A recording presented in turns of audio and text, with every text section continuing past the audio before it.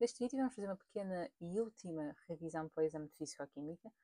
Neste vídeo não pretendo fazer uma revisão de fórmulas, porque se já fizeram exames nacionais e para quem nesta fase, não é, já fez muitos exercícios, muitos exames, em termos de resolução de exercícios já terão feito o máximo que conseguiram.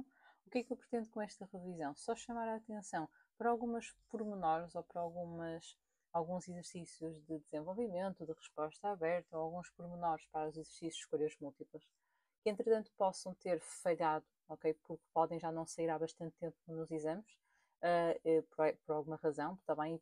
Ou pode ter saído de uma determinada forma num dos exames e vocês precisarem de rever, está bem? Portanto, é só isso. Ou seja, isto não pretende fazer a fundo revisões de fórmulas. Eu acho que nesta fase, no dia anterior, eu acho que aquilo que vocês tinham que ter de conhecimento para a resolução dos exercícios já está feito, está bem?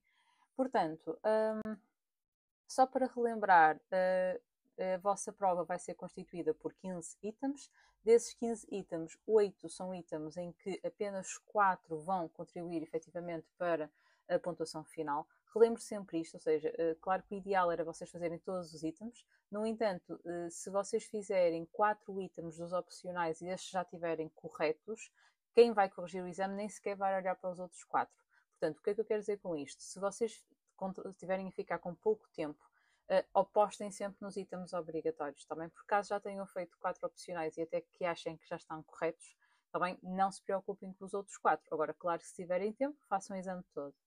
As instruções é o que vocês vão ter lá na prova, portanto, nas itens de opção é só para identificar a opção correta, tá bem? Coloquem sempre uma pergunta, uma opção por linha, ok? Não coloquem na mesma linha várias opções, senão isso não conta. Não podem usar, obviamente, corretor, podem e devem levar régua. A calculadora gráfica verifiquem que está com a carga toda e não a levem em modo exame, tá bem? Têm que a colocar na altura durante a prova. Não se esqueçam que a vossa prova tem versão, tá bem? Isso eles vão-vos avisar, mas não se esqueçam que se não identificarem a versão, têm 0. Portanto, isto é para rever novamente o material. Podem levar lápis, borracha, régua ou esquadro, se preferirem, calculadora gráfica. Também levem sempre 2 canetas da mesma cor. Relativamente ao vosso formulário, só queria chamar a atenção, caso, porque entretanto, como vocês fizeram vários exames, e também acontece o mesmo comigo, ou seja, há valores que nós vamos depois utilizando que não são os que estão atualmente no vosso formulário, e se vocês não utilizarem esses valores, vai haver um grande desconto ou até podem ter 0. Por isso, não se esqueçam que no formulário deste ano, o índice de refração do ar leva 4 algarismos significativos, a aceleração gravítica é 9,80 e no produto iónico da água é 1,012 também, não 1,01, portanto 1,012 vezes 10 elevado a menos 14. Ok, eu vou começar por algumas revisões, ou seja, a primeira parte, esta é uma revisão muito genérica, porque incertezas e erros podem aparecer em qualquer contexto. Relembro que os erros aleatórios afetam a precisão e os erros sistemáticos a exatidão. E sabe, é importante para exercícios de escolhas múltiplas, não é? Porque vocês não sabendo esta diferença podem errar também. O que é aleatório, ou seja, aleatório é algo que é acidental, ou seja, algo que é difícil de eliminar. Penso sempre, ou seja, na questão de eu estou a realizar uma atividade laboratorial, há alguma variação em termos de temperatura, vento, alguma coisa que eu não consigo controlar, ou seja, é um erro que é aleatório, tá bem? E afeta o quê? Normalmente as medições iniciais. Portanto, significa que afeta a precisão. Já a exatidão é afetada pelos erros sistemáticos, ou seja, é algo que vai estar permanente ao longo de toda a atividade laboratorial e, portanto, quando eu no final vou calcular o erro percentual, vou perceber que há uma variação do meu valor obtido em relação ao valor experimental. Ou seja, para a exatidão vocês calculam o erro percentual e para a precisão vocês calculam o desvio percentual. Ok. Relembrar também, isso também já vos apareceu, mas os múltiplos e os submúltiplos das unidades, essencialmente convém saberem do metro para o picómetro, que andamos sempre de 3 em 3, ok? Portanto, basta saberem isso. Primeiro vem o metro, milímetro, micro, nano e picómetro, está bem? Para a frente, 3 em 3, para trás andam 3 casas para trás. E vou iniciar aqui pela Química de 10º ano, depois vou para a Química 11º. Vou passar um bocadinho mais de tempo na Química de 10º, porque é onde nós trabalhamos mais exercícios de escolhas múltiplas, portanto há aqui umas coisinhas para rever. Nos outros temas eu vou passar mais rapidamente, mas vou focar-me em algumas respostas abertas que saíram em exame nacional, tá bem? E que, entretanto, pode-vos ter escapado, tá bem? Por isso eu vou só focar em aspectos que eu considero mais relevantes. Começando aqui pelos espectros, nós temos dois tipos de espectros, espectros de emissão e espectros de absorção. Os espectros de emissão podem ser contínuos, quando nós nos referimos à emissão de toda a radiação, por exemplo, da luz branca, ok? Portanto, todo o espectro. Mas depois, o espectro descontínuo corresponde a um espectro em que nós vamos ter na mesma a emissão de radiações, mas que são, por exemplo, características de um determinado elemento químico. Porque nós sabemos que, no caso de elementos químicos, eles, devido a um processo de desexcitação, eles conseguem emitir, mas essa emissão está quantificada. Portanto, então, essas radiações que vocês veem coloridas, ou seja, estas linhas coloridas, correspondem às radiações que foram emitidas no processo de desexcitação. O espectro de absorção descontínua é, por oposição, uma situação em que nós vamos ver apenas, ou seja, é como se fosse o espectro da luz visível, onde tem a negro as radiações, ou escuro, as radiações que foram absorvidas. O que é importante saber aqui? Portanto, é importante vocês saberem que cada elemento químico, então, possui um padrão de riscas característico, o que o permite identificar numa amostra. Ou seja, se eu numa amostra tiver o espectro dessa amostra, eu consigo depois comparar com os espectros dos diferentes elementos químicos e consigo identificar que elementos estão presentes numa determinada amostra. Depois também saber que os espectros de emissão e de absorção do mesmo elemento químico são complementares, ou seja, as riscas coloridas no espectro de emissão estão exatamente nas mesmas posições que as riscas negras no espectro de absorção. Aqui eu relembro como é que estes espectros foram obtidos, ou seja, nós temos, por exemplo, se eu tiver relativamente à luz branca, corresponde a, ou seja, se fizer atravessar por um prisma, o que nós vamos observar, portanto, é todo o espectro contínuo, portanto, ou seja, toda a gama de radiação visível. Claro que nós temos outro tipo de radiação, obviamente, mas como estamos a falar de radiação que nós conseguiríamos observar, então estamos a falar de radiação visível. Depois, se quisermos falar no espectro de emissão, isto associado a elementos químicos, se eu pegar numa determinada ampola com um elemento químico e provocar uma descarga elétrica, no processo de desexcitação, ele vai emitir radiação correspondente aos saltos energéticos que ocorreu desses eletrões no processo de descida, né? Portanto, no processo de emissão. Depois, se eu quiser falar do espectro de absorção, ele é produzido de uma forma um bocadinho diferente, ou seja, se eu interpuser entre um prisma e uma luz branca uma ampola com gás frio, o que é que vai acontecer? Ou seja, nessa passagem, a radiação visível vai ficar parte absorvida nos elementos químicos que estão contidos dessa ampola. Portanto, então o que vamos obter é um espectro de absorção descontínua. Aqui eu falei sobre a questão da excitação e desexcitação. Também tinha surgido ao longo da semana esta questão, esta dúvida. Portanto, a absorção de energia significa que o eletrão transita para níveis de energia superiores, enquanto que no processo de desexcitação é o processo em que o eletrão vai transitar para níveis inferiores e, portanto, vai libertar essa energia. Portanto, no fundo, a excitação ele sobe, desexcitação ele desce. Para excitar, ele tem que absorver energia, para desexcitar, ele tem que emitir energia. Relembro que isto é o modo de funcionamento, por exemplo, do fogo de artifício ou do teste da chama, em que já saiu isso em exame, mas que o teste da chama está associado a quê? Ou seja, nós temos uma determinada amostra, provocamos um aquecimento dessa amostra, esse aquecimento tem que ser suficiente para provocar a excitação dos eletrões que vão estar associados, neste caso, aos cationes, que estão presentes nessa amostra, e no processo de desexcitação é uma emitida irradiação ao nível da região do visível. E essa cor que vai ser emitida é aquilo que depois nós associamos a um determinado elemento químico. Como eu disse, eu não vou passar pela matéria toda, está bem? Portanto, eu só vou passar aqui alguns pormenores, está bem? Que eventualmente possam ter ficado ou estejam agora um bocadinho mais esquecidos. Não esquecer também saber interpretar estes gráficos de picos, tá bem? Por exemplo, eu dou aqui o exemplo em que nós observamos, como aqui diz no texto, 3 picos, ok? Significa que são 3 subníveis de energia, ou seja, 3 valores para as energias de remoção, mas eu penso que isso é fácil de perceber, porque isso aí vocês só têm que olhar aqui para o eixo do X. O que é que acontece? Nós sabemos que temos aqui um nível e temos aqui outro nível. Portanto, o que é que acontece? Quando nós temos níveis de energia muito próximos entre si, significa que, ou seja, ou energias de remoção de ordens de grandeza muito próximas entre si, significa que eles pertencem ao mesmo nível. Agora, em termos de energia de remoção, estes elétrons precisam de mais energia para os remover, portanto, significa que estão mais perto do núcleo, ou seja, iriam corresponder ao nível 1s. Depois, passando, e neste caso também subnível, porque só tem um. Depois, estes dois aqui pertencem ambos ao nível 2, mas temos aqui o nível 2s e o nível 2p. Portanto, temos aqui um nível desdobrado em 2 subníveis. Portanto, significa que precisa de 3 energias de remoção e depois o tamanho do pico corresponde ao número de eletrões que é necessário para ou seja, o número de eletrões que está associado a cada pico.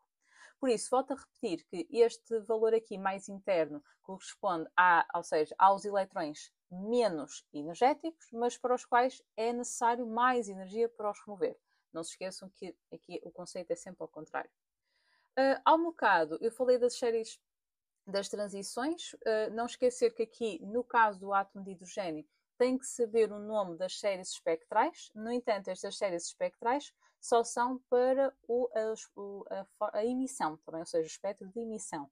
Lyman, quando há a emissão de radiação ultravioleta, portanto, transições para o nível 1, ou seja, o nível fundamental, o estado fundamental do átomo.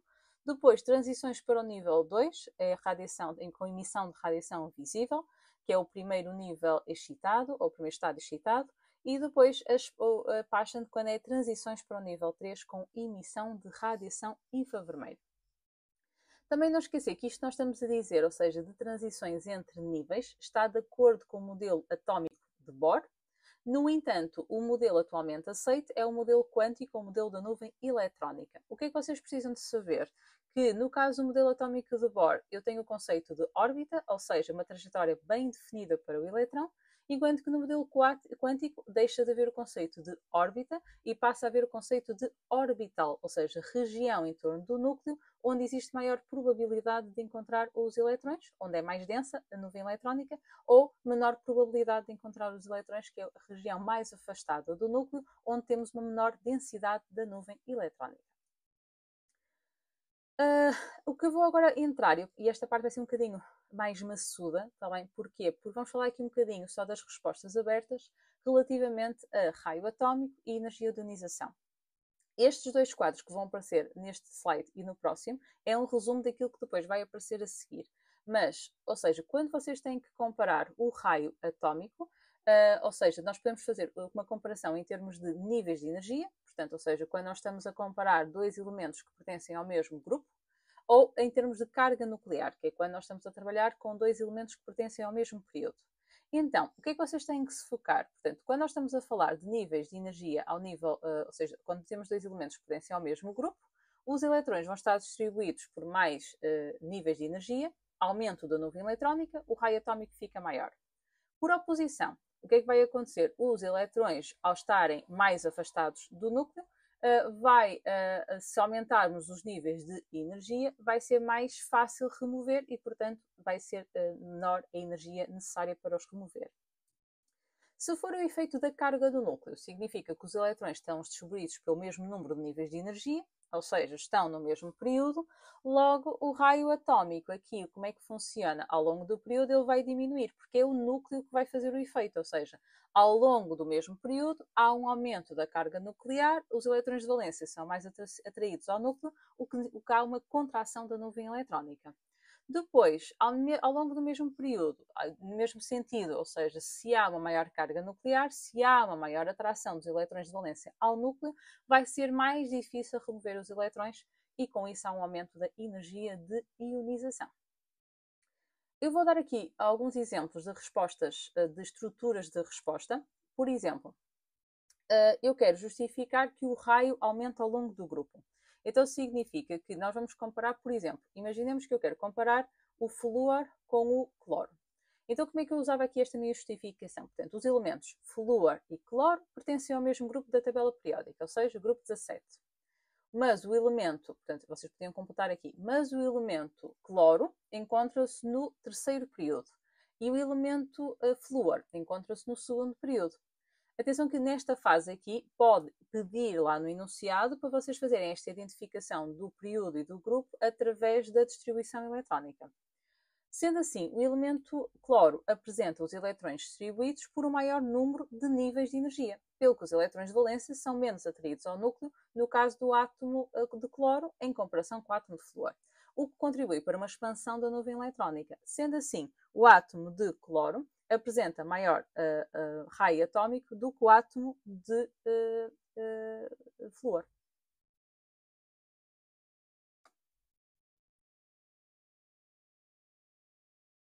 Agora, se eu quiser justificar, por exemplo, que comparar aqui o oxigênio com o flúor, eles pertencem ao mesmo período. Então, como é que eu posso dizer? Os elementos oxigênio e flúor pertencem ao mesmo período da tabela periódica, ou seja, segundo período. Mas o elemento flúor encontra-se no grupo 17 e o oxigênio no grupo 16, pelo que o flúor apresenta maior número atómico do que o oxigênio. Como os elementos oxigênio e flúor se encontram no mesmo período, então os eletrões dos dois átomos encontram-se distribuídos pelo mesmo número de níveis de energia. No entanto, como o elemento flúor apresenta maior número atómico, então tem maior carga nuclear, pelo que a atração dos eletrões de valência ao núcleo é superior em comparação com o átomo de oxigênio, o que conduz a uma contração da nuvem eletrónica. Logo, o raio do átomo de flúor é menor do que o raio do átomo de oxigênio. Não precisam, ou seja, isto é só um exemplo, está bem? Portanto, é só para vocês orientarem naquilo que têm que dizer aqui. Relativamente à energia de ionização, ok, ao longo do grupo vou utilizar outra vez aqui o flúor e o cloro. É praticamente a mesma ideia, portanto, os elementos flúor e cloro pertencem ao mesmo grupo da tabela periódica, que é o grupo 17, mas o cloro encontra-se no terceiro período e o flúor no segundo período. Sendo assim, o elemento cloro apresenta os eletrões distribuídos com maior número de níveis de energia, pelo que os eletrões de valência são menos atraídos ao núcleo no átomo de cloro em comparação com o átomo de flúor. Sendo assim, os eletrões de valência do átomo de cloro são mais difíceis de remover, o que contribui para a energia de ionização do átomo de flúor seja superior ao do átomo de cloro. Portanto, aqui o que é que acontece? Nós vincamos aqui a ideia de que há uma maior atração dos eletrões de valência ao núcleo, logo mais difícil de os remover, está bem? Depois, se eu quiser comparar o oxigênio com o flúor, que pertencem novamente ao mesmo período, os elementos oxigênio e flúor pertencem ao mesmo período da tabela periódica, que é o segundo, mas o flúor encontra-se no grupo 17 e o oxigênio no grupo 16, pelo que o elemento flúor apresenta maior número atómico do que o oxigênio. Como os elementos oxigênio e flúor se encontram no mesmo período, então os eletrões dos dois átomos encontram-se distribuídos pelo mesmo número de níveis de energia. No entanto, como o elemento flúor apresenta maior número atómico, então tem maior carga nuclear, pelo que a atração dos eletrões de valência ao núcleo é superior em comparação com o átomo de oxigênio, o que conduz a que seja mais difícil remover os eletrões de valência do átomo de flúor. Sendo assim, a energia de ionização do átomo do flúor é superior à energia de ionização do átomo de oxigênio. Podem na mesma também fazer referência pelas tendências, ou seja, vocês sabem que se os dois elementos pertencem ao mesmo período, então há uma tendência para haver um aumento da energia de primeira ionização ao longo do período. Também podem fazer primeiro uma referência mais genérica de que ao longo do período aumenta a energia de ionização, diminui o raio, e ao longo do mesmo grupo aumenta o raio atómico e diminui a energia de primeira ionização. Não se esqueçam que também podem fazer uma comparação entre o raio do átomo e o raio do respectivo cátion. Por exemplo, eu dou aqui o exemplo do átomo de sódio e do cátion sódio.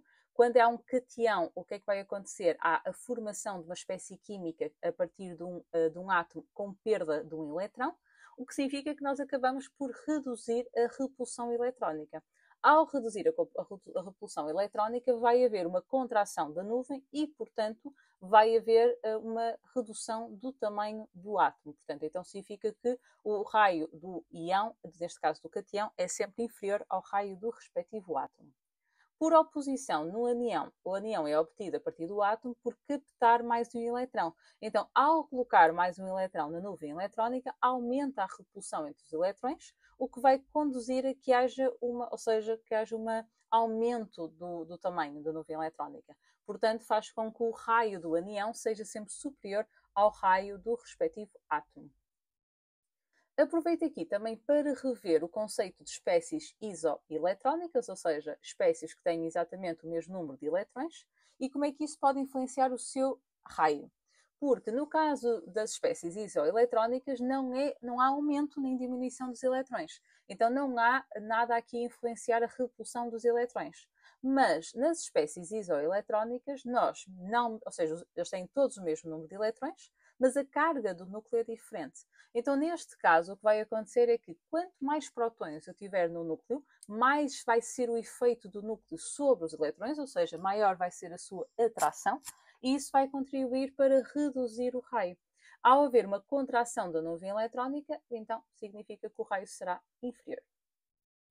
Agora, nesta parte da tabela periódica, também queria realçar aqui o conceito da reatividade. Ok? E eu aproveitei e coloquei aqui um exemplo de um exercício que saiu em exame nacional. Ou seja, a reatividade é o quê? Ou seja, é a tendência que um determinado elemento químico tem em ceder os seus eletrões ou captar eletrões para conseguir ligar-se a outro elemento químico. Genericamente, a reatividade aumenta ao longo do grupo nos metais e diminui ao longo do grupo nos halogénios. Porquê? No caso dos metais, os metais, tanto os alcalinos como os alcalino-terrosos, têm tendência para perder os seus, ou seja, eles querem libertar o seu eletrão de valência para ficar mais estável.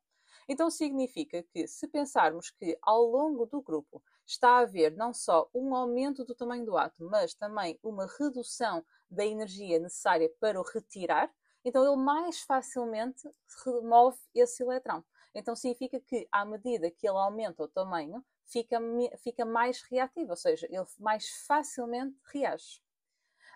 No caso dos metais alcalino-terrosos, também têm um comportamento semelhante ao dos metais alcalinos, só que o que é que acontece? Eles não têm que ceder só um eletrão, têm que ceder 2 eletrões. Então, como há aqui duas energias de ionização necessárias, acabam por ser ligeiramente menos reativos do que os metais alcalinos. Mas a reatividade aumenta na mesma ao longo do grupo.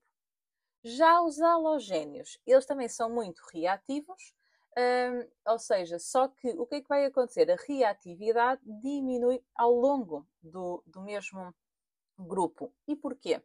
Porque, neste caso, os halogénios, eles não vão perder, eles vão captar. E o que vai acontecer é que, à medida que vamos caminhando no grupo, se vamos aumentando o tamanho, vai sendo cada vez mais difícil para o núcleo conseguir atrair o eletrão de valência. Ou seja, vai sendo cada vez menos reativo. Portanto, a reatividade ao longo do grupo 17, ou seja, dos halogénios, diminui. Aparece aqui também os gases nobres, mas os gases nobres não têm tendência para reagir porque eles já são espécies que têm a última camada de valência totalmente preenchida. Eu pus aqui um exemplo que saiu então em exame, que dizia: explica com base nas configurações eletrónicas dos respectivos átomos porque é que o potássio reage mais vigorosamente com a água do que o lítio. Pronto, e o que é que nós vemos? O lítio, eles apresentam aqui as configurações eletrónicas. O lítio e o potássio pertencem ambos ao grupo 1, porque têm ambos um eletrão de valência, ok? Só que o potássio está mais para baixo, ou seja, são ambos metais alcalinos. Portanto, o que é que vai acontecer? Como o potássio tem o maior tamanho, ou seja, necessita de menor energia de remoção para exceder os seus eletrões, será mais reativo. Reparem que eles colocam assim: o eletrão de valência do átomo de lítio encontra-se numa orbital 2s, enquanto que o do átomo de potássio numa orbital 4s. Ou seja, o eletrão de valência do átomo de potássio encontra-se mais afastado do núcleo do que no átomo de lítio. Ou seja, o eletrão de valência do potássio é menos atraído pelo núcleo porque logo vai ser mais facilmente removido. A reação do lítio com a água e a reação do potássio com a água vai envolver perda do eletrão de valência dos respectivos átomos. Como o átomo de potássio vai perder mais facilmente o seu eletrão de valência do que o átomo de lítio, o potássio reage mais violentamente com a água do que o lítio. Ok, agora, pus este gráfico porque ele já não sai há bastante tempo, mas eu acho na mesma importante o gráfico, porque é o gráfico que permite justificar as ligações entre covalentes, ou seja, o estabelecimento de uma ligação covalente entre dois átomos iguais. E porquê? Porque às vezes pode sair, em termos de escolhas múltiplas, este gráfico, tá bem? E aqui é só para relembrar que nós lemos o gráfico sempre da direita para a esquerda, ok? Ou seja, estão a ver aqui o que está a acontecer, ou seja, eu tenho dois átomos afastados, depois eles vão se começar a aproximar, então há aqui uma predominância das atrações, ok? Até que vai diminuir a energia de tal forma que vai ser possível estabelecer a ligação química. Então, significa que este valor de energia é a energia mínima necessária para estabelecer a ligação química, ou seja, que foi a energia que neste caso até foi libertada, e este valor cá em cima é o comprimento dessa ligação.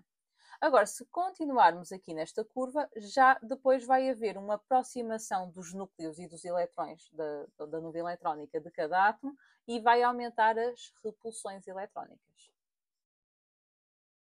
Como estamos a falar de ligações, e isto saiu no exame de 2024, primeira fase, logo na primeira pergunta, vocês tinham que saber o que era uma ligação metálica nessa pergunta, e eu aproveito para rever aqui os três tipos de ligações intramoleculares.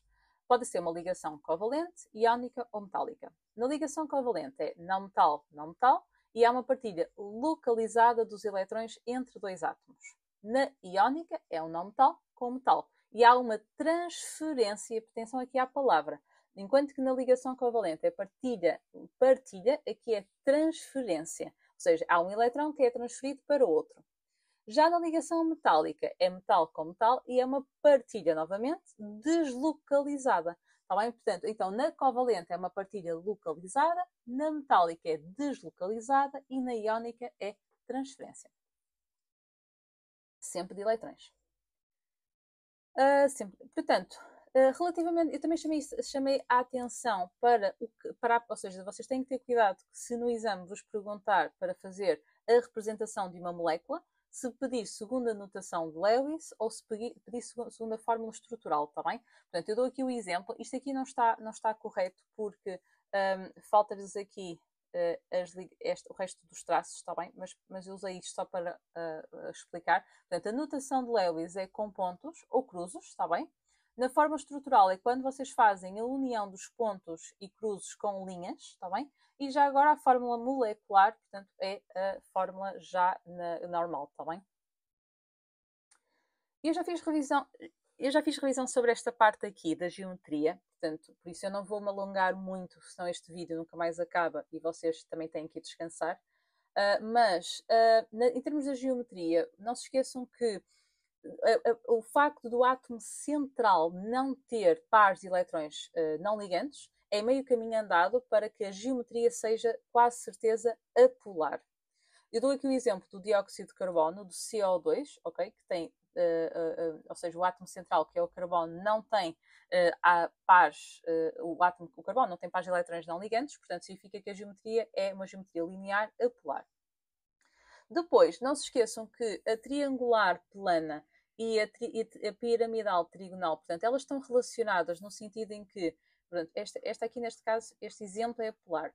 Não significa, a linear pode ser polar ou apolar, está bem? Portanto, eu dou sempre o exemplo, por exemplo, desta molécula, está bem? Em que há um tamanho diferente entre os dois átomos e também ali temos pares de eletrões não ligantes no caso do flúor, portanto ela cria uma discrepância também em termos da dimensão da própria densidade da nuvem eletrónica, portanto significa que esta seria polar. Portanto, significa que, atenção, que a linear pode ser dos dois tipos.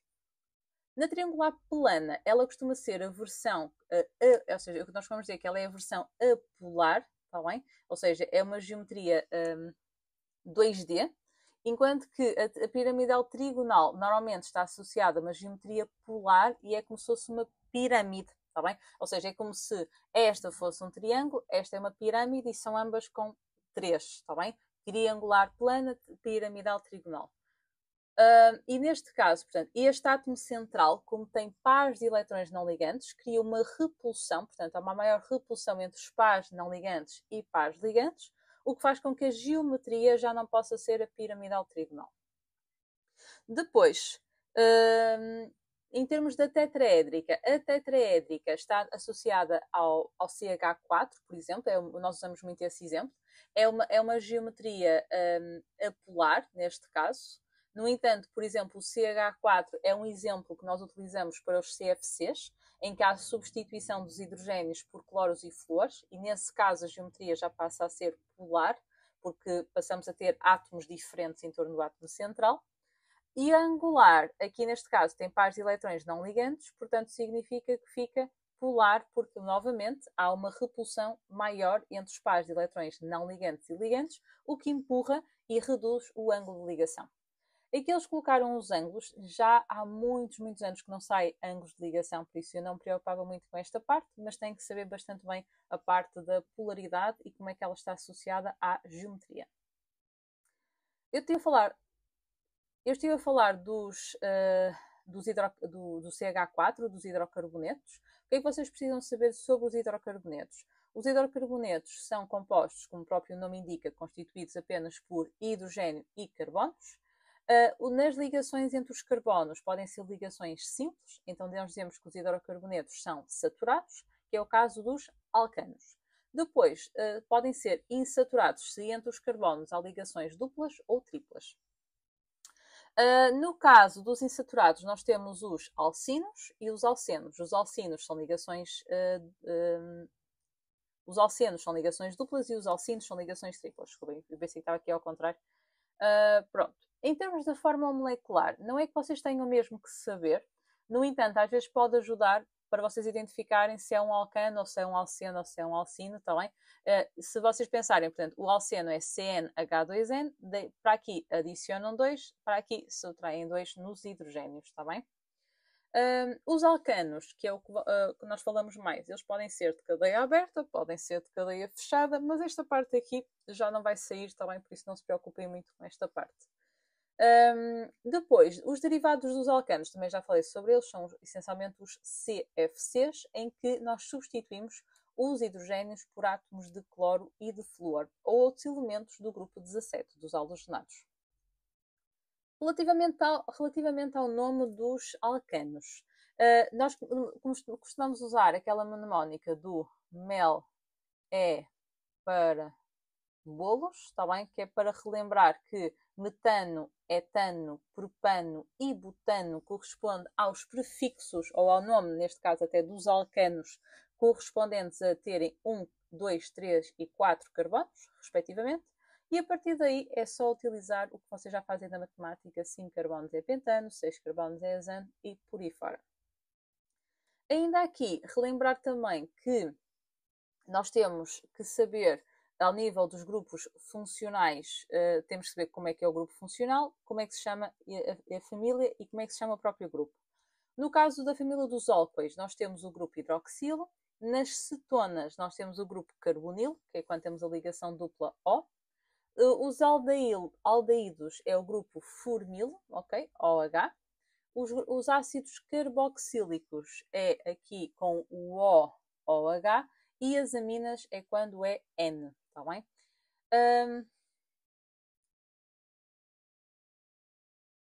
Só para o caso de ser necessário, portanto, ou seja, quando nós estamos a falar de um álcool, ou seja, se na palavra, por exemplo, etanol, está bem? Ou seja, significa que o nome do composto tem que terminar em ol.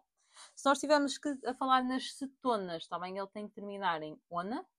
Nos aldeídos, ele tem que terminar em al. Nos ácidos carboxílicos é, por exemplo, ácido metanoico, está bem? Ou seja, ele tem que ter ácido e depois qualquer coisa oico. E no caso das aminas, portanto, as aminas nós falamos essencialmente está mais relacionado com, por exemplo, na parte da biologia, por exemplo, tínhamos os aminoácidos, mas no caso de, por exemplo, são derivados normalmente do amoníaco, está bem? Portanto, vai estar aqui alguma coisa associada à amina, está bem?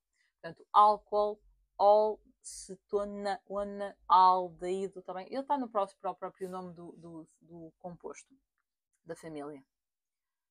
Passando para as ligações intermoleculares, nós vamos separar em ligações por pontos de hidrogênio e ligações de Van der Waals. As ligações por pontos de hidrogênio são as mais intensas e correspondem quando há aqui uma ligação entre o átomo de hidrogênio a átomos de oxigênio, nitrogênio e flúor. Nas ligações de Van der Waals, nós temos as ligações estabelecidas entre duas moléculas polares, que são estas aqui de cima, que são as dipolo-dipolo. Depois temos as dipolo permanente. Depois temos a ligação de uma molécula polar com a molécula apolar, ou seja, temos aqui um dipolo permanente que induz um dipolo, portanto, induzido. E depois temos as mais estranhas, não é? Que são as forças de dispersão de London, que é a interação entre duas moléculas que são apolares. Portanto, são menos, ou seja, existem em todas as moléculas, não é? Mas são as mais fracas de todas. Por isso, aqui a ordem, o sentido das ligações intermoleculares, portanto, as forças de dispersão de London são as mais fracas e as mais fortes de todas são as ligações de hidrogênio. Relembro que isto pode ser importante para perguntas de desenvolvimento. Quanto mais fortes são as ligações intermoleculares, maior é o estado de coesão das moléculas, ou seja, mais difícil é quebrar as ligações. Portanto, significa que para quebrar, eu tenho que ceder mais energia, que num processo de aquecimento, quanto mais é a energia, maior é o seu ponto de fusão e de ebulição. Aproveito também para relembrar que, no caso de serem moléculas, por exemplo, as moléculas apolares, por exemplo, vamos imaginar hidrocarbonetos, que têm as forças mais fracas de todas, que são as forças de dispersão de London. Nesse caso, o efeito, ou seja, elas vão ter pontos de ebulição mais elevados se tiverem maior massa molar, ou seja, se tiverem maior tamanho, porque se tiver maior tamanho, tem mais ligações para quebrar, portanto, e a lógica será a mesma. Dou aqui dois exemplos que também podem interessar para perguntas de desenvolvimento. Por exemplo, as ligações de hidrogênio e o número de ligações que as moléculas de água podem estabelecer explicam o elevado ponto de ebulição da água, comparativamente com outras substâncias moleculares, o sulfureto de hidrogênio. Ou seja, o que é que eles estão aqui a dizer? Portanto, esta ideia de que a água tem ligações por pontos de hidrogênio, porque tem ligações hidrogênio-oxigênio. No entanto, o hidrogênio, ou seja, o hidrogênio com enxofre, tem um ponto de ebulição um bocadinho mais baixo, porque tem ligações do tipo dipolo-dipolo. De uma maneira geral, para que duas substâncias moleculares sejam mexíveis, é necessário que as intensidades das ligações intermoleculares da mistura sejam próximas das intensidades das ligações intermoleculares em cada uma das substâncias isoladamente. O que é que isso quer dizer? Vocês, para saberem se duas espécies se misturam, significa que elas têm que ter ligações químicas semelhantes, ou seja, polaridades semelhantes. Ou seja, a água com o álcool. Portanto, elas são ambas moléculas polares, portanto, misturam-se bem. A água com o óleo é um hidrocarboneto, enquanto que a água é polar, então significa que não se misturam.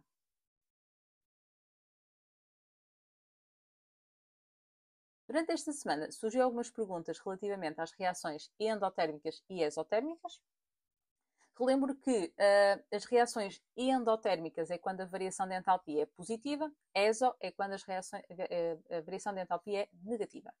Então, nas endotérmicas, a energia absorvida é superior à energia libertada. E às vezes há um bocadinho de dificuldade em interpretar este gráfico, porque neste gráfico, reparem que, apesar de a energia absorvida, ser superior à libertada, a entalpia, e repare o que diz aqui na primeira fase, a entalpia dos reagentes é menor do que a entalpia dos produtos. Ou seja, o prato dos reagentes está mais abaixo do que o prato dos produtos. E o que é que acontece? Isso faz com que, graficamente, se vocês verem aqui o eixo vertical, o prato dos reagentes está mais para baixo, por isso a entalpia é menor. O prato dos produtos está mais para cima, a entalpia é maior. Ok? Portanto, a variação de entalpia aqui é positiva também, porque a diferença depois vai estar no sentido positivo. Portanto, a energia envolvida na ruptura é superior à energia que é libertada. Quando passamos para a exotérmica, é precisamente ao contrário. O prato dos reagentes sobe, o prato dos produtos desce. Então, a entalpia dos reagentes é superior à entalpia dos produtos, ou seja, a energia absorvida é menor do que a energia libertada, porque nós estamos sempre a comparar com o quê? Com a energia dos átomos em separado. Então significa que neste caso a entalpia é negativa, ou seja, há mais libertação do que aquela que foi necessária, que foi absorvida. Depois, eu só queria, isto aqui, eu espero que não leve um bocadinho de confusão, mas quando, praticamente, sempre que vocês falam de variação de entalpia, nós falamos em sistemas isolados, ok? Que é o que está aqui a representar o esquema do lado esquerdo. O que é que isso significa? Então, num processo exotérmico, há libertação de energia. Então, significa que no exotérmico a temperatura vai aumentar, ou seja, porque a temperatura do sistema aumenta. Agora, num processo endotérmico, vai haver mais energia absorvida, então a temperatura do sistema vai diminuir, ok? Agora, o que é que acontece quando nós falamos em sistema aberto e sistema fechado? Ou seja, num sistema aberto e fechado há trocas de energia com o exterior. Por isso, a energia libertada ou absorvida pelo sistema vai ou ser enviada para a vizinhança ou recuperada da vizinhança. E em ambos os casos, o que é que vai acontecer? A temperatura quando nós estamos a referir à temperatura, não é a temperatura do sistema, é a temperatura da vizinhança. Então, no caso do sistema exotérmico, ok? Há uma libertação da energia para o exterior, por isso daí o termo exo. E no caso do processo endotérmico, ok? Ele vai receber energia do exterior. Então significa que vai haver aqui um processo em que, e aqui ele explica cá em cima, ou seja, em termos de temperatura, portanto, ou seja, ele vai ser mantida. No entanto, quando nós estamos a falar de energia, num processo endo, aumenta a energia porque ele vai receber energia vindo de fora, enquanto que no processo exo, ele diminui a energia porque vai ser libertada para fora. Mas a temperatura global vai se manter.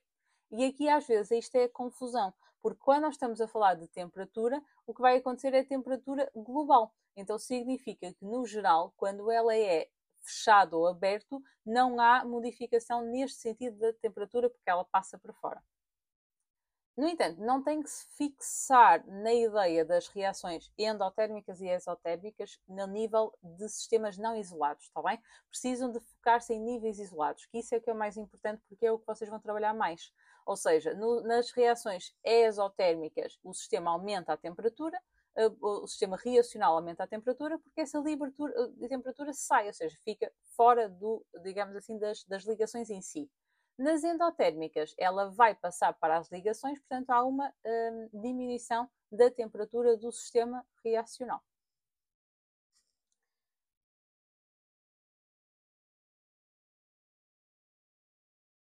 Outra questão que também tem surgido por causa da interpretação do conceito de variação de entalpia, porque às vezes aparece variação de entalpia com kJ ou kJ por mol, e isso faz toda a diferença.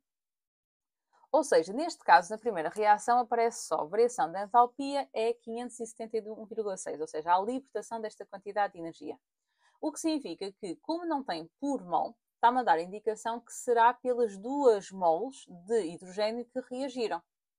Se tivesse ou seja, se este valor aqui em cima estivesse por mol, então significa que o valor da variação de entalpia já não estava de acordo com a estequiometria desta reação química. E, portanto, se vocês tivessem que fazer contas, vocês teriam que multiplicar esse valor por 2 para poderem estar na mesma, ou seja, para as duas, vamos imaginar que vocês queriam usar a variação de entalpia para descobrir a energia de ligação do oxigênio a oxigênio, ok? Então, nesse caso, este valor está de acordo, ou seja, não precisam de mexer se for para esta reação química. Se aqui dissesse por mol, ok? Então aí já tinham que multiplicar por 2 para poder utilizar este valor para os cálculos. No exemplo de baixo, reparem que eles já puseram a estequiometria por mol. Então o que é que eles fizeram? Dividiram tudo por 2 e ao dividir tudo por 2 passa a ter quantas moles de hidrogênio? Uma. Então, se eu quiser que a minha variação de entalpia agora esteja de acordo com a nova estequiometria, tenho que dividir por 2 para ficar o quê? Por mol. Está bem? Ainda aqui, estamos por quase a terminar a parte da química de 10º. Algumas perguntas sobre, que também surgiu estas dúvidas. Qual é a diferença entre o ozono estratosférico e o ozono troposférico? O que é que acontece? O ozono, nós falamos muito da camada do ozono, que é uma camada que é importante para proteção, ou seja, funciona como filtro das radiações solares. Mas atenção que ao nível da troposfera, ele é, como aqui diz, um gás altamente instável e muito tóxico. E, portanto, a sua acumulação ao nível mais baixo da atmosfera pode levar a problemas a níveis respiratórios. Portanto, que é o efeito que nós conhecemos em algumas partes do nosso planeta, que é o efeito smog, ok? Portanto, falamos então de dois tipos, o ozono estratosférico, que funciona então como um filtro das radiações UVB e UVC, e o troposférico, cuja concentração, estando elevada, não é recomendável. A camada de ozono, quando nós queremos falar sobre ela, é sempre ao nível da estratosfera, onde encontra-se, como aqui diz, 90% do ozono, e onde vai absorver as radiações mais energéticas. Portanto, funciona como um filtro das radiações UVB, bem como das UVC, que isto se não forem absorvidas na mesosfera e na termosfera. Aqui tem que saber que, ao nível da estratosfera, há uma formação e decomposição do ozono de uma forma natural, ou seja, o dioxigênio, ele, por ação das radiações ultravioletas, leva por fotodissociação, leva à formação de dois radicais livres. Cada radical livre, ao reagir com a molécula de ozono, origina duas moléculas de peço desculpa, aqui, eu vou fazer aqui que eu estava a seguir. Ou seja, eu tenho o O2, ok? Que leva à formação de dois radicais livres. E se pegarmos aqui de um radical livre, se ele reagir com a molécula de oxigênio, leva à formação da molécula de ozono, ok? Só que se o ozono depois reagir com um radical livre, vai levar à formação do dioxigênio. Então significa que depois este pode decompor-se em radicais livres, ou seja, isto depois são reações em cadeia, está bem? Portanto, há aqui uma formação natural de composição do ozono, portanto, que é uma coisa que é geral.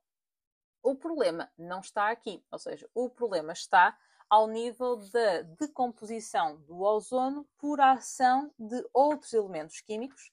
E, por exemplo, o ano passado, na segunda fase, saiu aqui um bocadinho, saiu a distribuição do ozono por ação dos nitratos, dos NOx.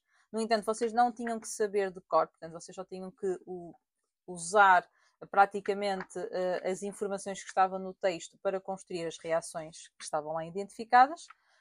No entanto, aí é que é necessário saber, tá bem?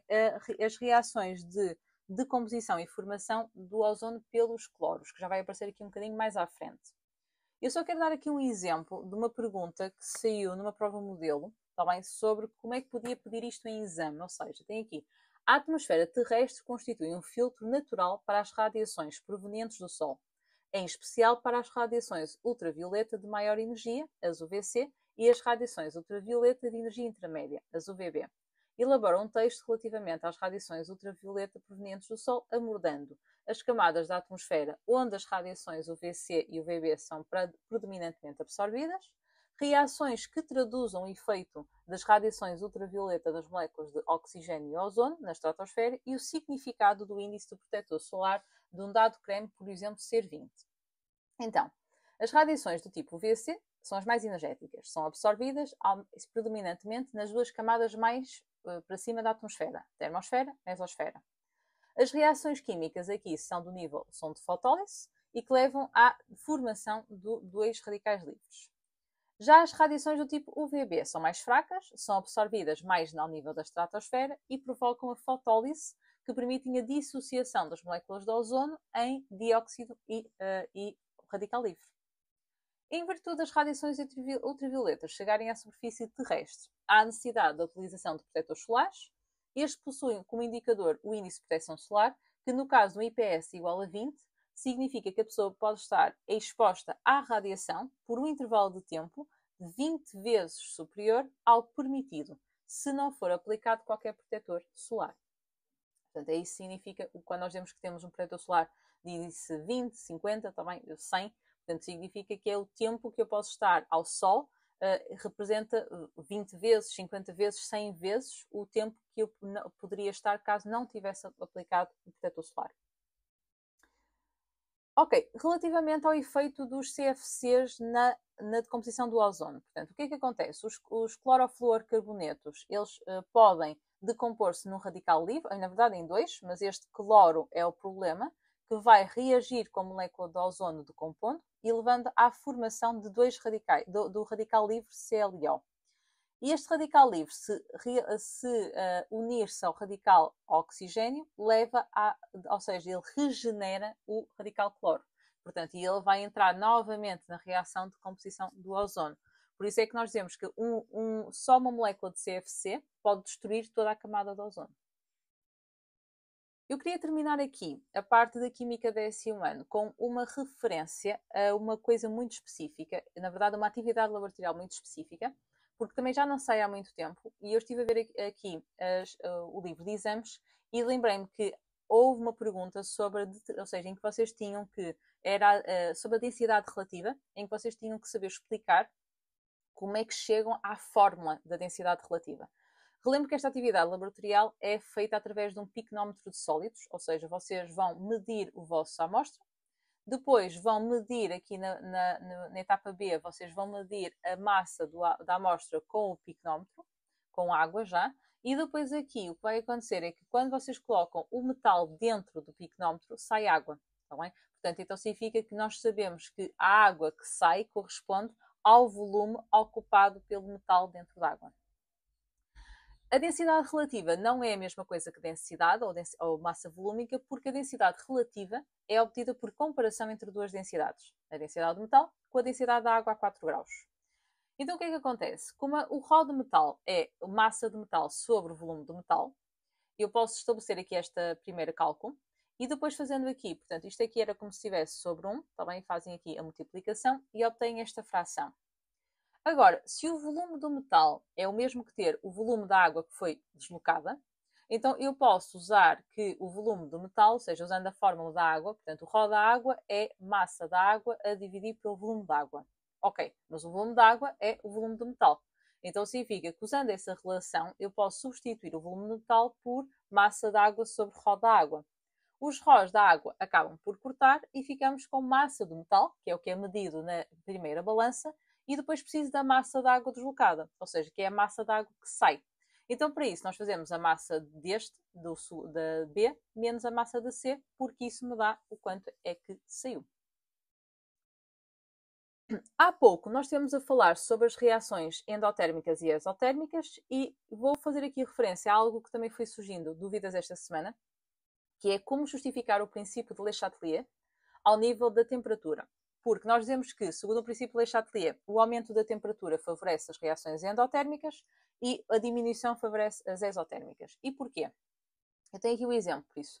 De acordo com o princípio, como é que vocês poderiam formular a vossa justificação a este nível? De acordo com o princípio de Le Chatelier, se um sistema isolado em equilíbrio é perturbado pelo aumento da temperatura, ou seja, nós vamos ter que contrariar esta perturbação. Então significa que para contrariar, o equilíbrio vai ter que evoluir no sentido de diminuir a temperatura.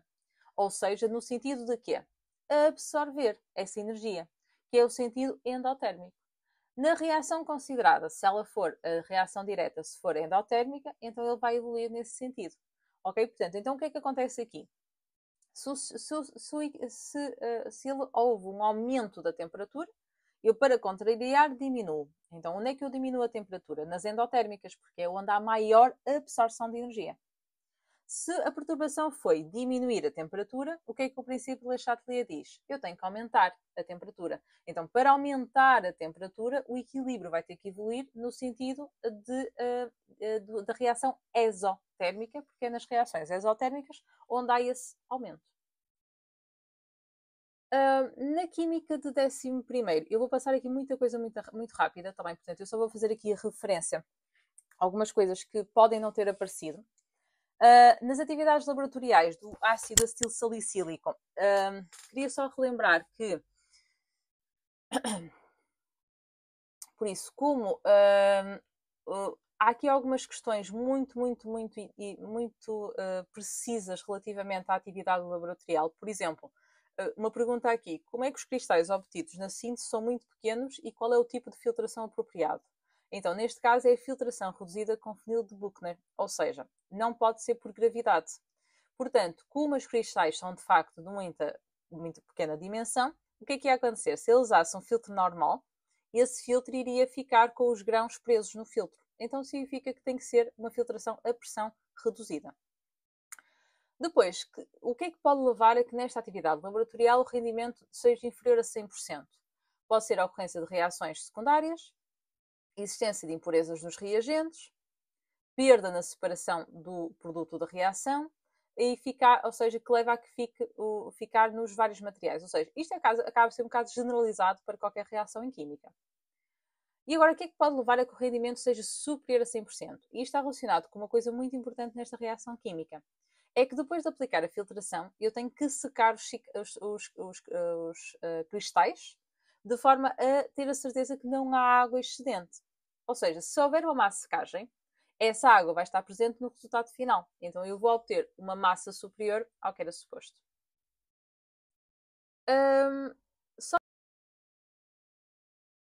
Relativamente aqui à parte final da química de 11º, eu só queria realçar aqui 2 itens que têm suscitado muitas dúvidas e que podem ser úteis para vocês pensarem um bocadinho, eventualmente, em alguns exercícios de exame. Que é, eu tenho aqui 2 reações de ionização do ácido carbónico, que é um ácido que tem uma ionização muito forte, que é a primeira, e a outra é muito fraca. E aquilo que era a ideia era a preservação de estruturas vitais de alguns organismos marinhos, como as conchas, cujo principal componente é o carbonato de cálcio, depende do equilíbrio que se estabelece entre este sal e os respectivos íons.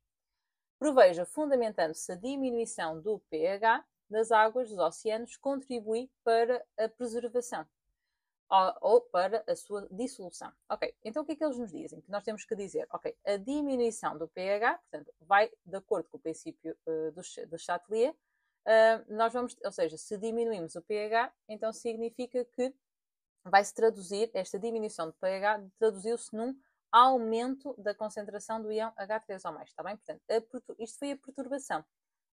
Portanto, a perturbação que nós fizemos foi a de diminuir o pH, portanto, aumentamos a concentração do íon H3O+. De acordo com o princípio de Chatelier, um aumento da concentração do H3O+, segundo esta reação, vai favorecer o sentido inverso. Ou seja, significa que se a minha perturbação foi aumentar o íon H3O+, eu agora vou ter que reduzir. Então, para reduzir, nesta reação, que é onde está o íon carbonato, a reação vai ter que evoluir no sentido inverso, que é no sentido de reduzir a concentração do íon H3O+. Está bem? Portanto, ao diminuir o pH, eu aumentei a concentração. Portanto, isso foi a perturbação. Portanto, segundo o princípio de Chatelier, eu vou ter que diminuir a concentração. Portanto, ali na reação 2, ela vai ter que evoluir no sentido inverso. Mas o que é que isso vai provocar? Aqui vai haver também uma alteração deste equilíbrio, porque, por sua vez, esta reação aqui em cima, ao evoluir no sentido inverso, vai provocar uma diminuição deste íon. Logo, o que é que vai acontecer aqui? Neste equilíbrio, a evolução vai ter que ser feita no sentido direto. E o sentido direto é o sentido sempre da dissolução. Então, ao haver um aumento do pH, ao haver uma diminuição do pH da água, ou seja, o facto da água ficar mais ácida, vai contribuir para que haja uma maior dissolução das conchas. Isto tanto se aplica às conchas como se aplica também aos corais. Ok, tenho aqui outro item que também levantou algumas questões que está relacionado com a dureza da água. A dureza da água está relacionada com a quantidade de íons cálcio que estão em solução aquosa. Então o que acontece? Para os remover, eu vou ter que os precipitar. A precipitação pode acontecer de várias formas. Ou eu vou tentar que a reação ocorra no sentido inverso, ou seja, no sentido da precipitação do sal. Posso adicionar algum íon complexante, posso adicionar alguma coisa que leve à formação de um íon, lá está, deste tal íon complexo que é mais solúvel em água. Portanto, eu tenho que arranjar alguma forma de o retirar. Então eles dizem que neste caso vão adicionar uma solução aquosa de sulfato de sódio a uma água que tem lá íons cálcio. Só que esta adição deste sulfato não afetou a água. Mas se nas mesmas condições de temperatura eu adicionar carbonato de sódio, há uma diminuição da dureza, ok? Então vamos pensar o seguinte, numa das situações, portanto, eu adiciono este sulfato de cálcio, portanto, então significa que à água eu estou a adicionar o sódio e o sulfato, e na outra eu estou a adicionar o sódio e o carbonato, ok? E a pergunta vai ser, qual destes íons, então, no final, é menos solúvel? Ok, para ser menos solúvel, significa que tem que haver uma maior tendência para que quando eu adiciono as soluções aquosas, a reação andou no sentido contrário. Então o que é que eles explicam aqui? Que a diminuição da dureza está relacionada com a quantidade de íons cálcio que nós temos. E a diminuição pode ser feita pela precipitação de um sal que contém esse íon. O facto de adicionarmos sulfato de sódio a essa água que contém água e isso não alterar significativamente a dureza, então significa que essa adição não contribuiu para que o cálcio precipitasse na forma de sulfato de cálcio. No entanto, quando nós adicionamos o carbonato de sódio, já se verificou uma redução da dureza.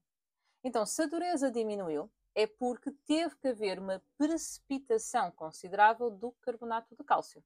Ou seja, pelo precipitar é porque não fica menos solúvel. Então, nesse caso, em água, o carbonato de cálcio seria menos solúvel.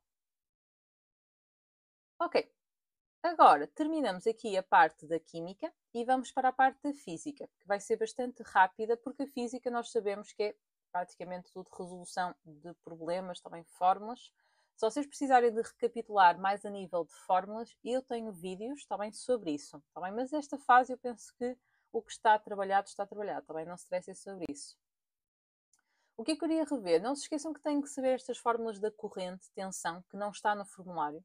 E às vezes há perguntas de escolha múltipla em que precisam mesmo saber isso, também. A corrente é o número de cargas que atravessa uma secção reta num determinado intervalo de tempo. E a tensão é uma força elétrica, ou seja, o trabalho das forças elétricas por unidade de carga, também. Porque não se esqueçam que só há corrente se as cargas tiverem uma determinada orientação. Portanto, isso só é conseguido quando vocês aplicam uma determinada tensão.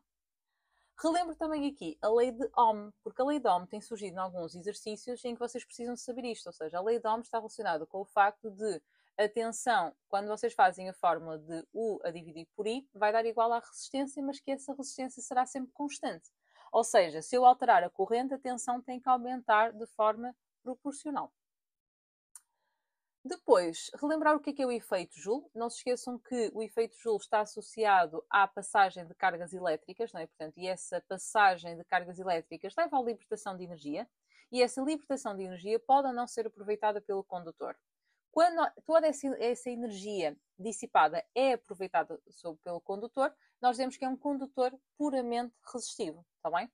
Não se esqueçam que ao nível dos condutores, ou seja, ao nível dos receptores de energia, por exemplo, da resistência, também não se esqueçam que as fórmulas, quando pede potência dissipada, ou dissipada, é precisamente o modo de funcionamento deste condutor. Portanto, então significa que calcular a potência dissipada é calcular a potência normal. Está bem? Isso não faz aqui diferença.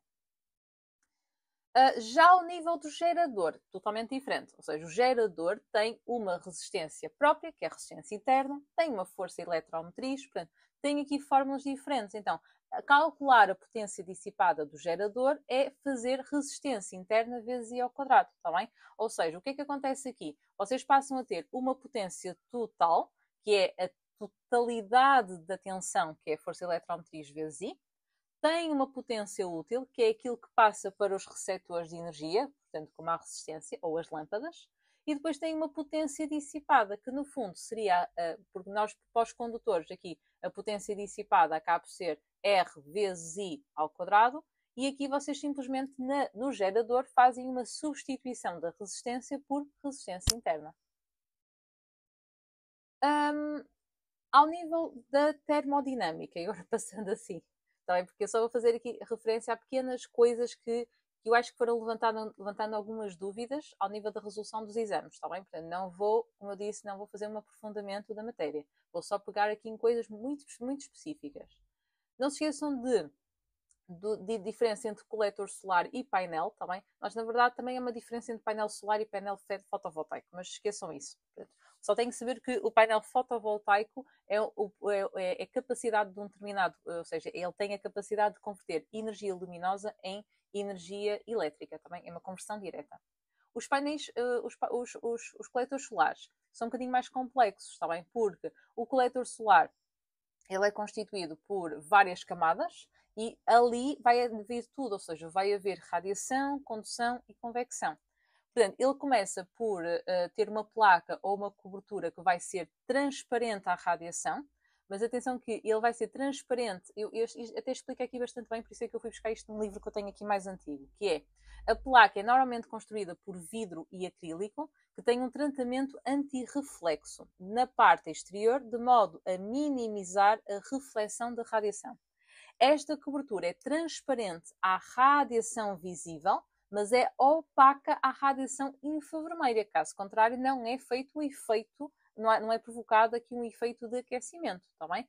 Por isso, não permite assim a transmissão do calor, que vai ser, entretanto, transferido por convecção.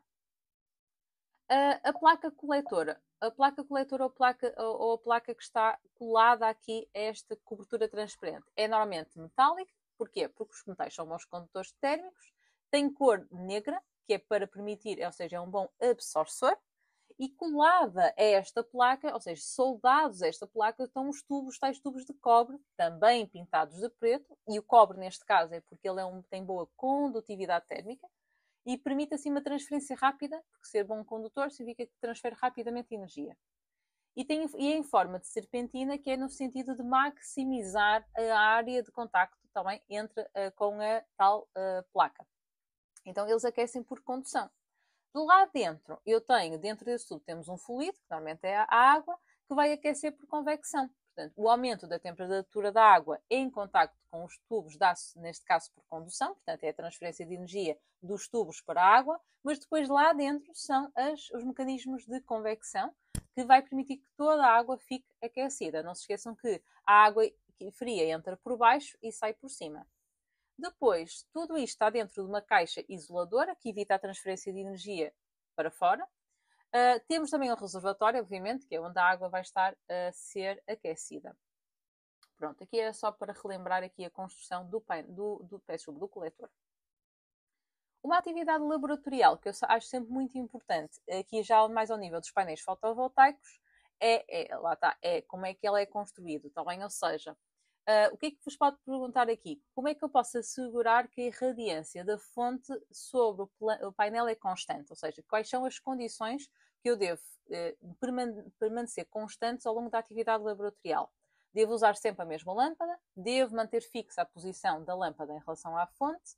A fonte é a lâmpada. Devo manter fixa a posição da fonte, que é a lâmpada, em relação ao painel e manter fixa a distância, pronto, ao tal painel. Porquê?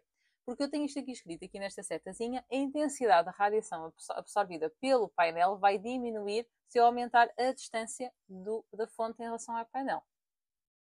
O que é um painel fotovoltaico? Portanto, é um dispositivo que é constituído por um conjunto de células fotovoltaicas, em geral feitas de silício. O silício é um material semicondutor. O que é que isso significa? Que eles comportam-se como maus condutores a baixas temperaturas. E convertem diretamente, o painel fotovoltaico converte diretamente a energia solar em energia elétrica. E são geradores, isso é muito, muito importante, geram corrente elétrica contínua. Também isso é muito importante para exercícios de escolhas múltiplas. Relativamente à orientação do painel, a potência disponibilizada pelo painel é máxima quando a superfície do painel se encontra perpendicularmente à direção da radiação incidente. Há uns anos saiu este gráfico no exame, em que vocês tinham que mostrar que a irradiância, que eram estes valores aqui, a dividir pela corrente de curto-circuito, que é a corrente obtida quando a tensão é zero, era sempre igual, era constante. Portanto, só tinham que fazer 1000 a dividir por 8,2, 800 a dividir por 6,6, 600 a dividir por 4,9 e mostrar que dava mais ou menos sempre o mesmo valor. O rendimento máximo obtém-se quando o painel se encontra ligado a um circuito com uma resistência de valor próximo do valor da resistência interna do painel.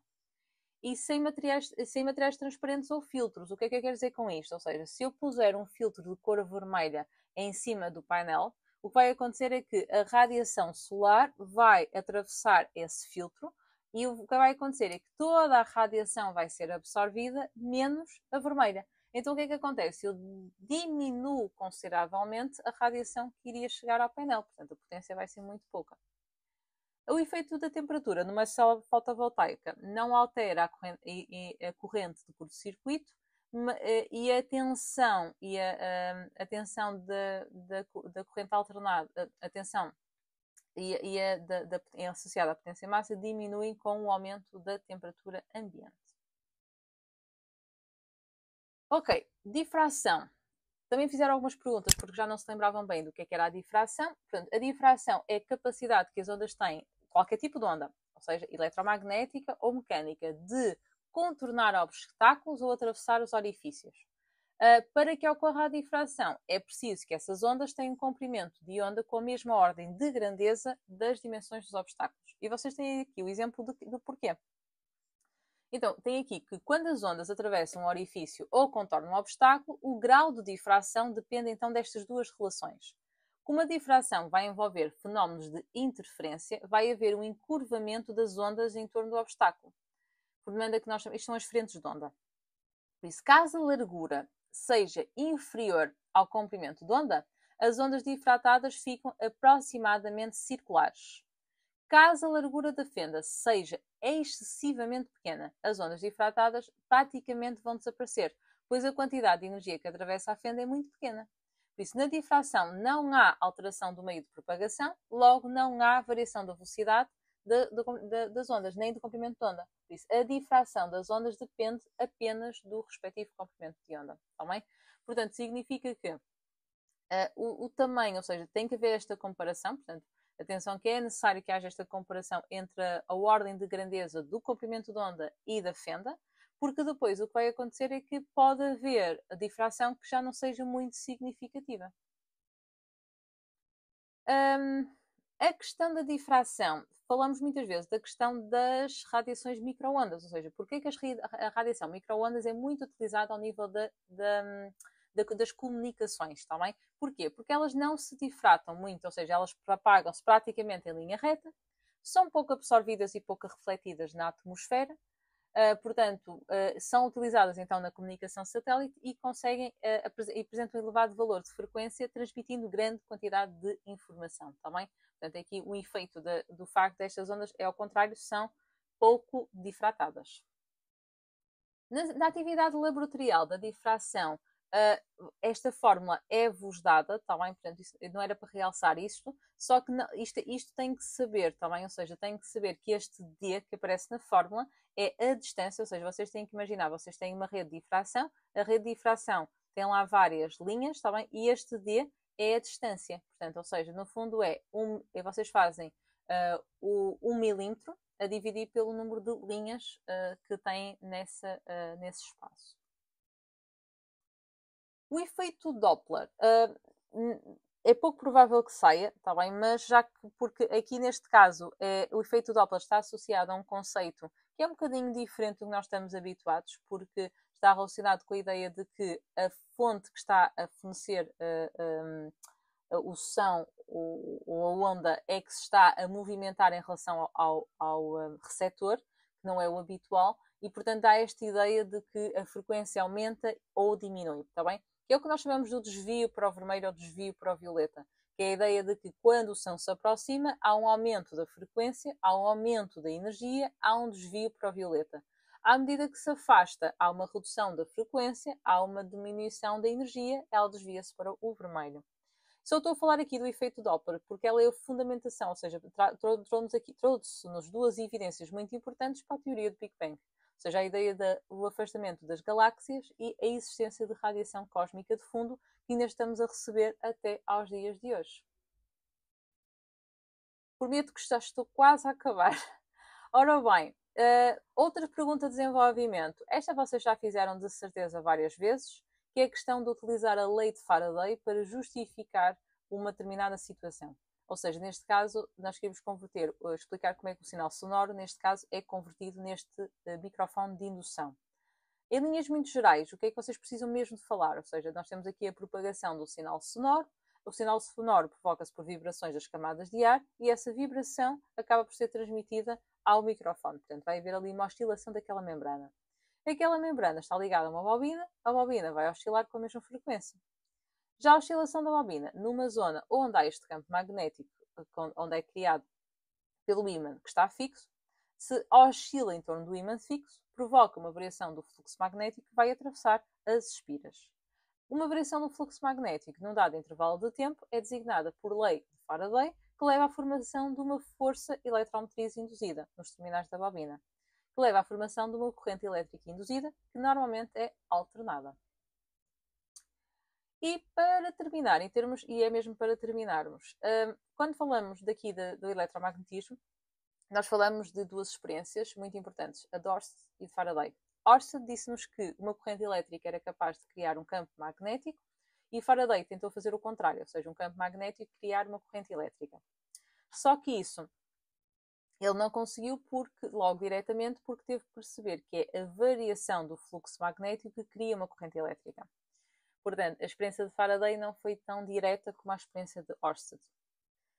Depois, ao nível da radiação eletromagnética, portanto, uma onda eletromagnética é o resultado de um campo magnético e um campo elétrico variáveis e perpendiculares entre si e perpendiculares à direção de propagação da onda. Ele foi formulado teoricamente por Maxwell e mais tarde foi comprovado por Hertz. Portanto, ou seja, na parte do eletromagnetismo, nós temos aqui só umas pequenas referências relativamente a estes quatro cientistas e que, portanto, pode eventualmente ser interessante rever. Pronto, sendo assim, está tudo feito em termos de revisão dos conteúdos. Caso haja aqui alguma dúvida ou se quiserem confirmar alguma coisa antes de terminarem a vossa revisão, basta só mandar mensagem.